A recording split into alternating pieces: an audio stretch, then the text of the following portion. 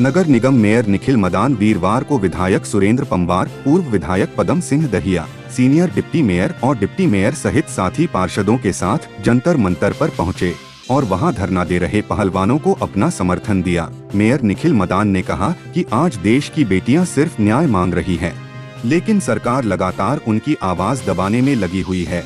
सरकार की कार्यशैली से ऐसा लगता है सरकार ने जांच कमेटियों का गठन इस मामले में आरोपी भाजपा सांसद ब्रजभूषण को शरण और संरक्षण देने के लिए किया था। आज देश में खेलो इंडिया और बेटी बचाओ के नारे खोखले दिखाई दे रहे हैं। भारतीय समाज में बेटी की इज्जत सारे देश की इज्जत होती है, लेकिन लगता है सरकार को भारतीय संस्कारों से कोई सरोकार नहीं है। इस दौरान मेयर निखिल मदान ने काफी देर तक अंतर्राष्ट्रीय पहलवान बजरंग पुनिया, विनेश फोगाट और अन्य खिलाड़ियों के साथ एकांत में बैठकर उनसे बात की, उनके दर्द को सुना और आश्वासन दिया कि बेटियों के संघर्ष में कांग्रेस पार्टी पूरी तरह उनके साथ है। मेयर निखिल मदान ने कहा कि देशवासियों ने कभी नहीं सोचा था कि हमारे चैंपियनों को सड़क पर अपनी ही सरकार के खिलाफ न्याय प्राप्ति के लिए भी जोर आजमाइश करनी पड़ेगी। देश की बेटियों को न्याय मिले ये भावना पूरे देश की है और अपनी बेटियों को न्याय दिलाने का मुद्दा राजनीति का नहीं बल्कि देशहित का मुद्दा है।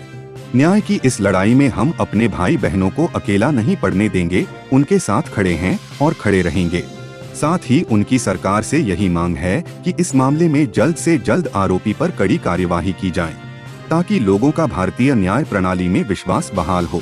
देश की जो मौजूदा बीजेपी की सरकार है, ये पहले भी ऐसे काम कर चुकी है। जब पहले किसान धरने पे बैठे थे, आज हमारे देश के खिलाड़ी धरने पर बैठे हैं। मैं समझता हूँ खिलाड़ी हमारे देश का मान सम्मान है, जो बाहर जाकर विदेश में जाकर हमारे देश का नाम ऊंचा करने का काम करते हैं और जो इतने मेडल हमारे देश के लेकर आए हैं। आज पूरे जो खिलाड़ी हैं, हमारे रेसलर्स हैं, वह धरने पे हैं, क्योंकि आज जिस तरीके से उनकी खिलाड़ियों की तरफ से बात रखी गई कि भाई जो हमारी फेडरेशन है उसमें गलत तरीके से व्यवहार है, गलत तरीके से काम है, तो वो एक बहुत ही बड़ा सेंसिटिव मुद्दा है। मैं समझता हूँ सरकार को इनकी आवाज़, जो आज खिलाड़ी आवाज़ उठा रहे हैं, ये आवाज़ सुननी चाहिए और ये बात समझनी चाहिए कि जो हमारे देश का मान सम्मान ऊंचा करके आते हैं, आज वही वर्ग परेशान है, तो आम जनता की तो बहुत बुरी हालत है।